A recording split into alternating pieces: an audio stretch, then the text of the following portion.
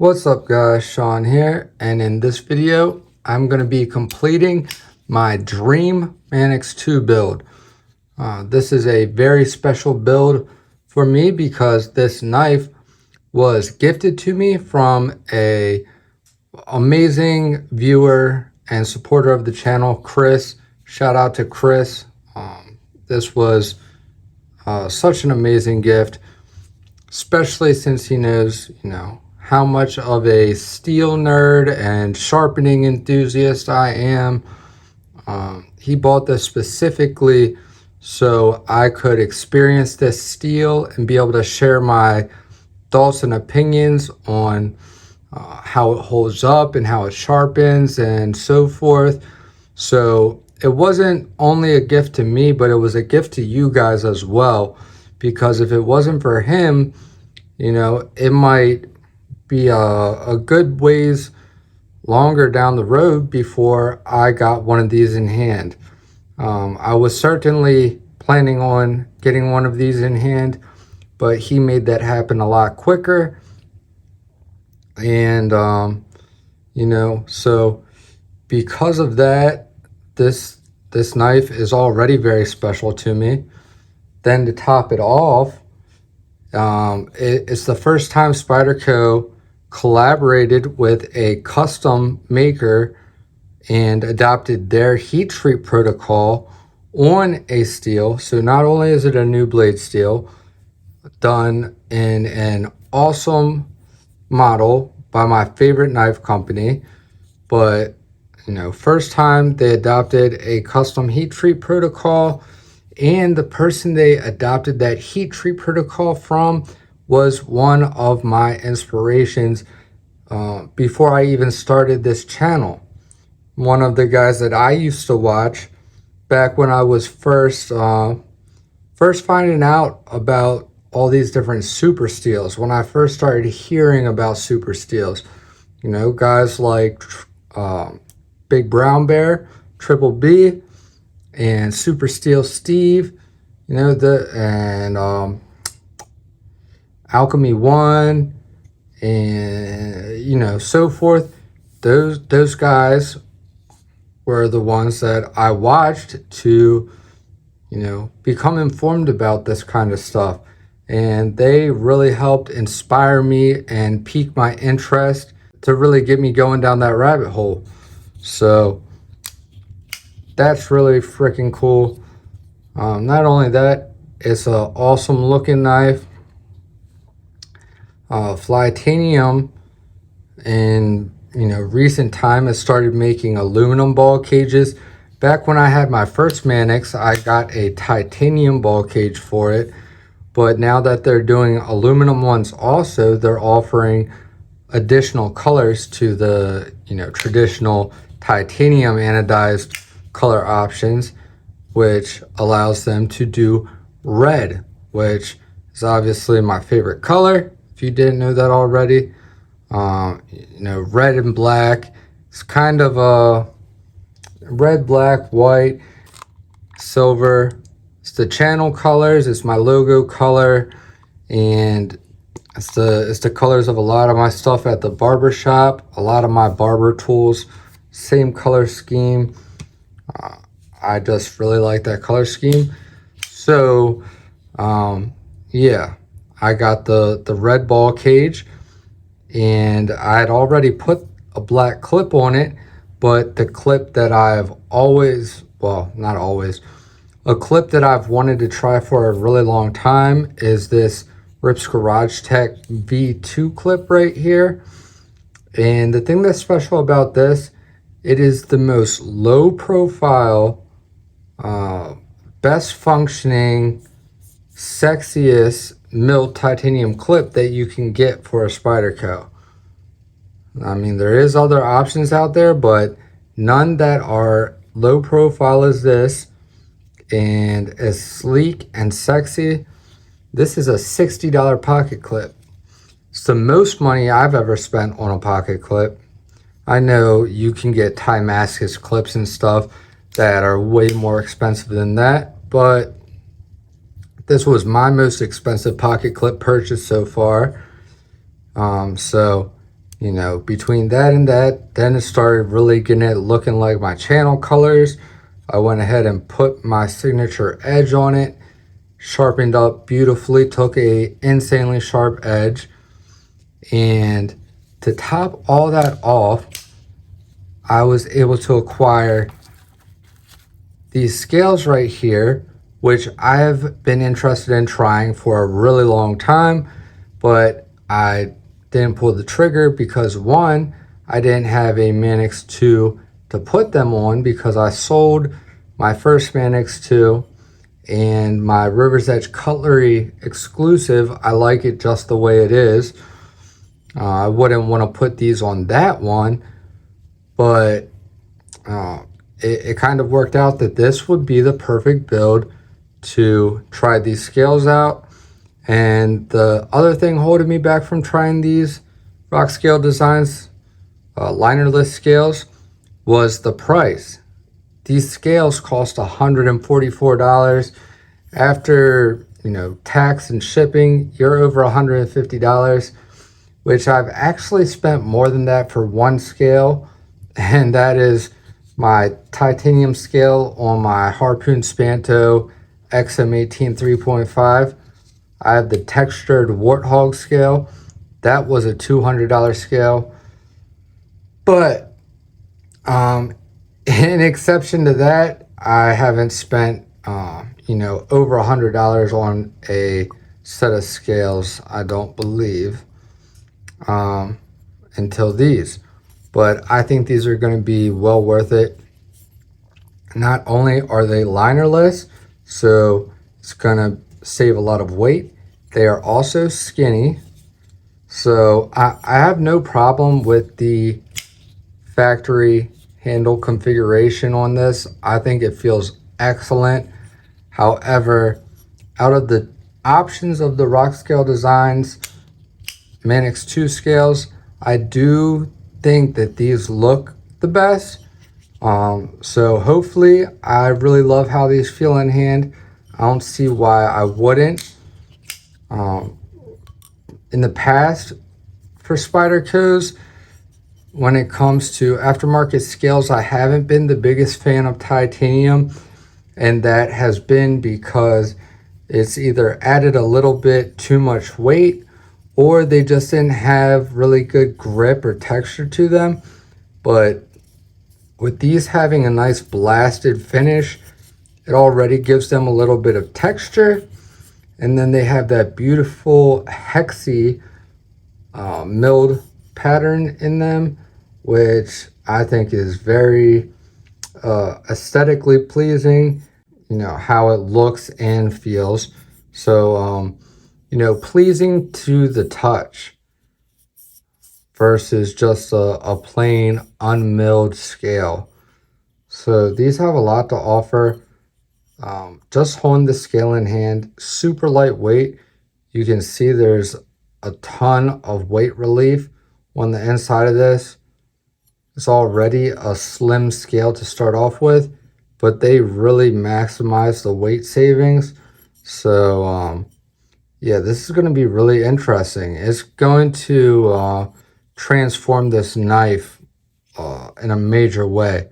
So hopefully it's in a major positive way, because it's going to be pretty much my exact color scheme of the channel logo and my barber stuff, and, you know, pretty much my favorite color scheme, which, you know, really just puts this over the top as far as knives that are super special to me. So that was an insanely long intro and long explanation, but this is a super special build to me. So now you'll be able to see me swap these out. So little trick when it comes to changing scales on any Spyderco is to do one side at a time. You do one side at a time, it is very, very simple. You're gonna want to use quality Torx. I recommend the WIHA Soft Touch Torx drivers.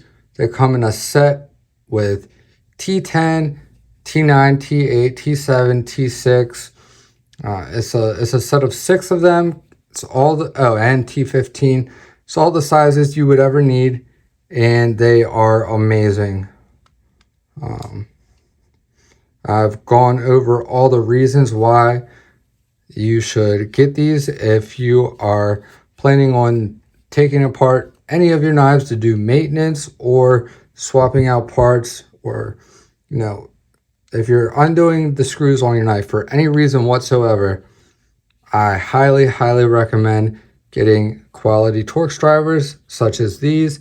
They will save you the headaches and hassles that it will save you is worth more than the cost of them.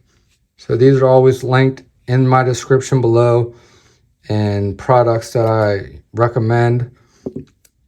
And yeah, I stand behind these 100%. Really, it's a game changer to have quality Torx drivers. And it's important to, quality tools are essential to anything that you do at a serious level. Whether you're a hobbyist or a paid professional, quality tools always make life a hell of a lot easier.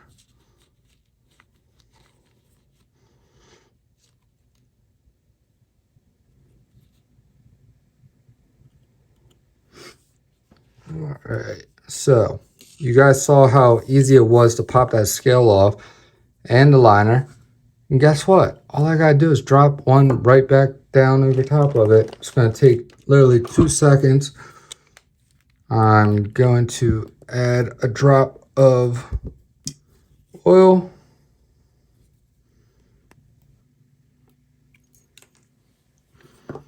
There we go.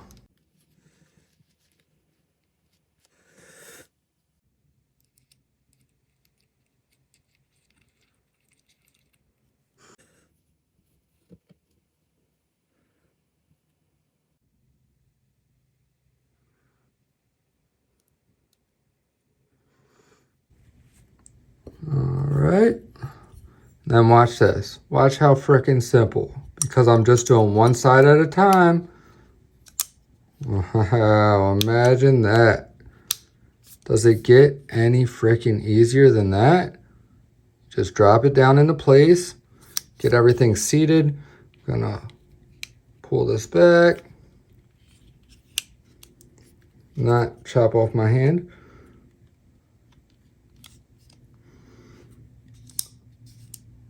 Look, got that seated. Take my T10, my pivot screw, start off at the pivot, and I'm just gonna tighten these down snug, not gonna crank them down super tight. My T8.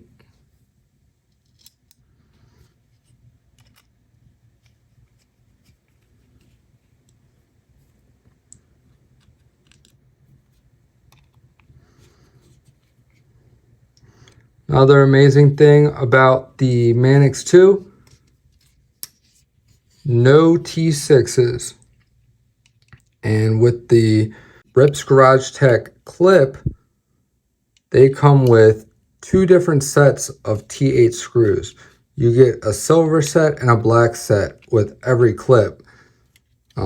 Amazing screws, very durable, way better than T6s. But the Manix 2 actually comes from the factory with T8 clip screws. So whether you have that aftermarket clip or not, you still get to enjoy T8 clip screws.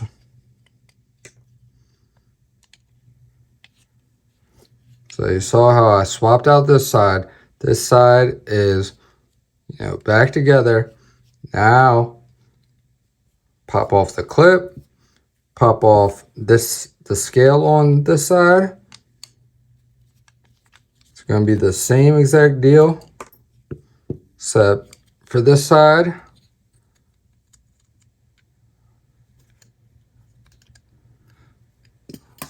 Is this going to come up easy?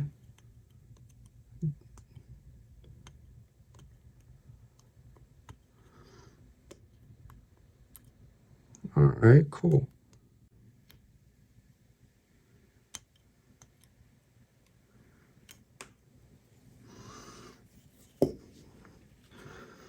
Okay.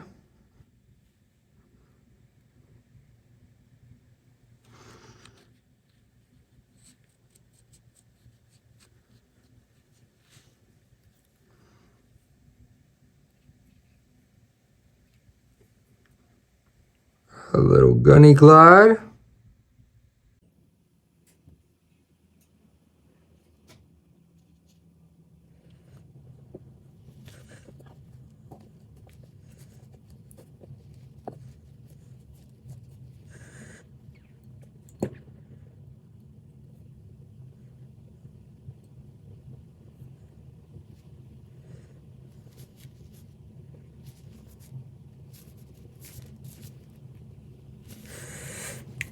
All right.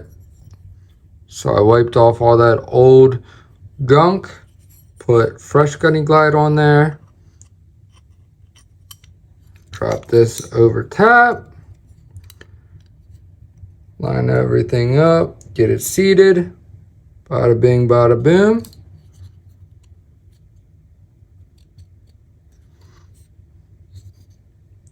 Oh, you know what? Lanyard tube came out with this. So, you know what we're gonna do? Watch this. Just pry it like that. Bada bing, bada boom. I don't know how people have such a hard time with the lanyard tubes. Guys, it's not rocket science.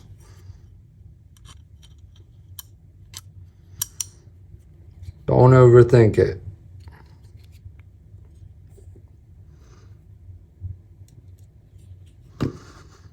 Starting back up at the pivot.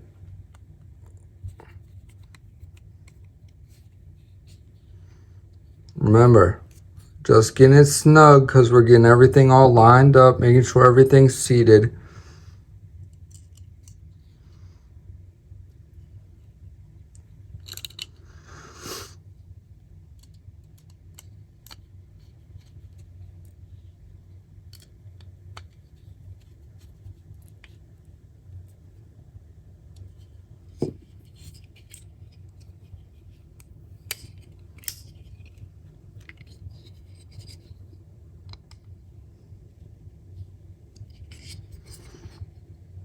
Now I'm going back over to this side. I'll loosen it a little bit, then run it back just snug. Same thing. Make sure everything can kind of work out its kinks and seat properly.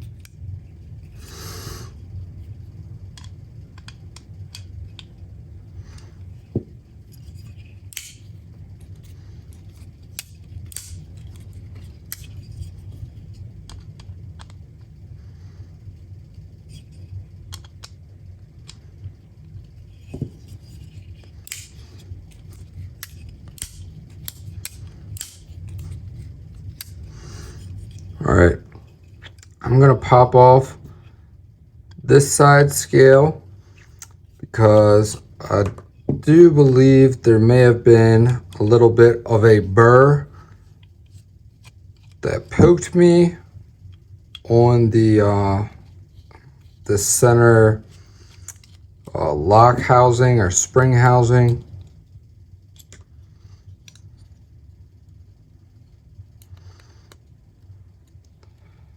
That might be causing this to not sit completely flush.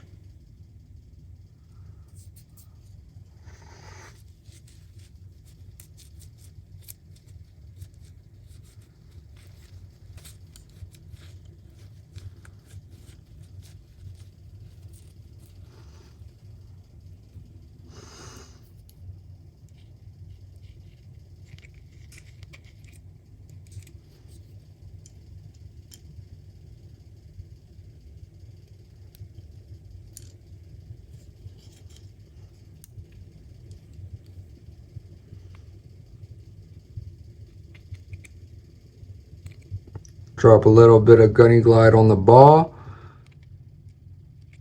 a little bit on your ball cage.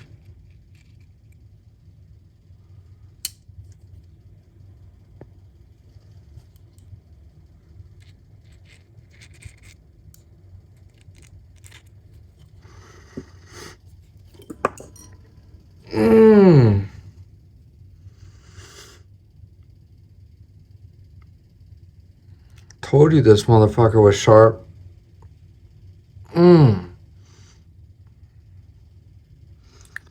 That got me good.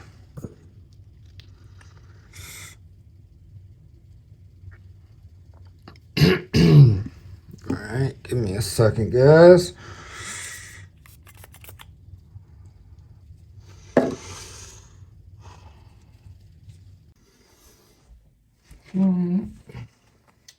Sorry about that. All good now. So now that that's all lubed up,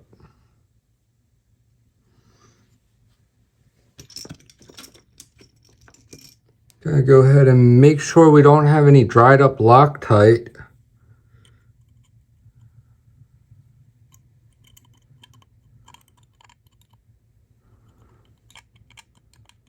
Which we actually do.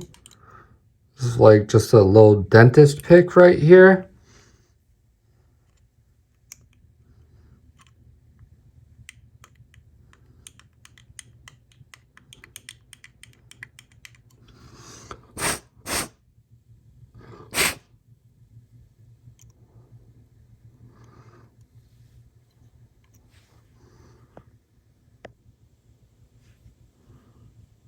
So you can see I'm just breaking up that dried up Loctite, just like a dentist would pick plaque off your teeth. Look at all that. That can mess up your action too.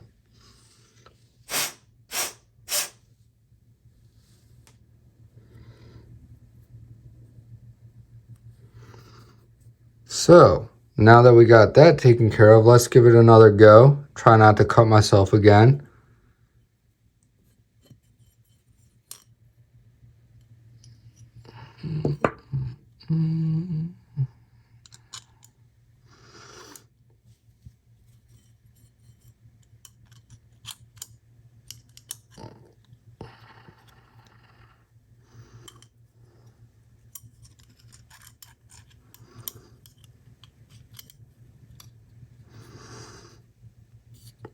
Right, so that's in together very nicely. Feels like it actually seated a little bit better.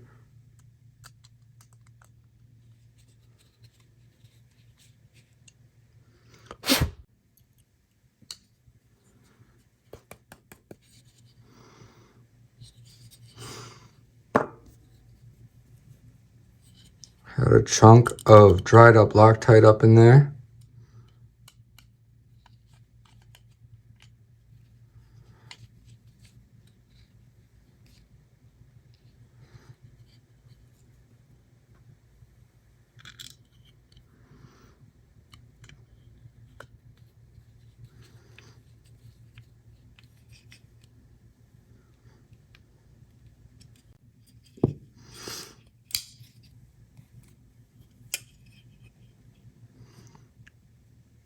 Centering is better.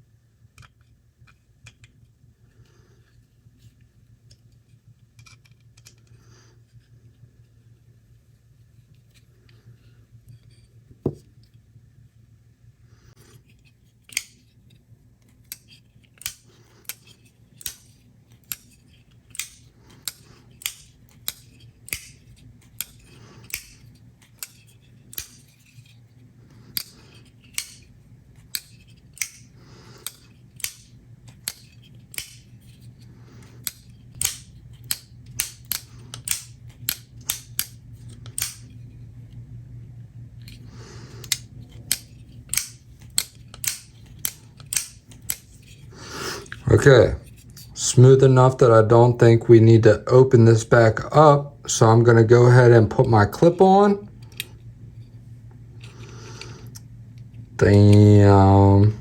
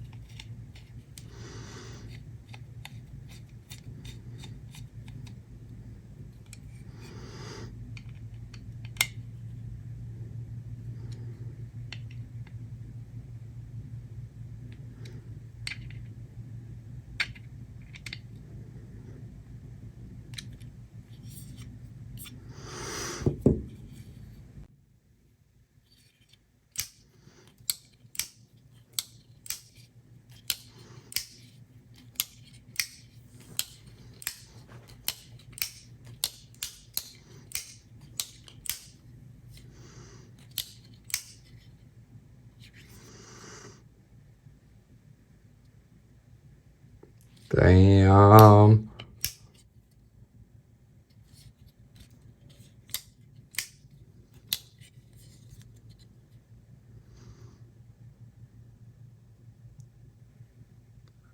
All right, guys, that's pretty hard.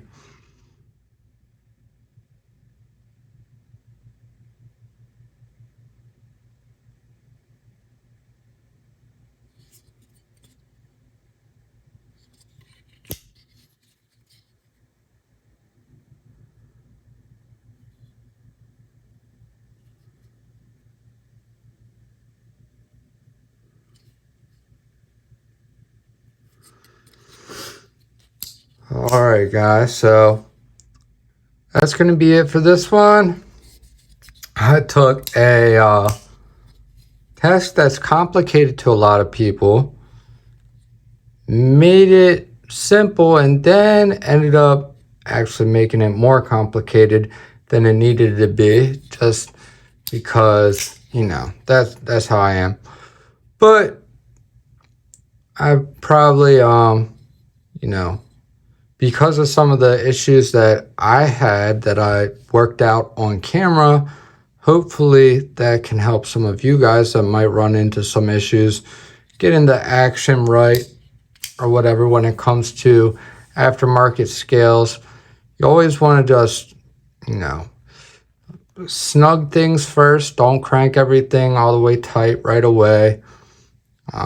You know, check for dried up Loctite in the standoffs or your pivot. That will prevent you from, you know, tighten your screws down all the way to where they're supposed to be seated, and you know, check for little burrs on, you know, parts of the knife, such as this mechanism or any type of mechanism or liner or whatever it is that might be sticking up, keeping something from sitting nice and flush. And it's like a process of elimination. And, you know, if everything is all put back together nicely, you won't have any issues. This action, I'm sure, will break in, especially, you know, when you first thing after you apply your Gunny Glide or pivot oil, it is going to oftentimes keep it from free dropping right away, because that lubrication needs to work its way around, kind of spread out and dissipate a little bit, especially with Gunny Glide, because the active ingredient, or the ingredient that acts as your main lubricant, is graphene, and the liquid is essentially, it just suspends the graphene so that it can hold the most amount of graphene evenly throughout the liquid. And the liquid actually mostly evaporates and dries up and leaves you with the graphene.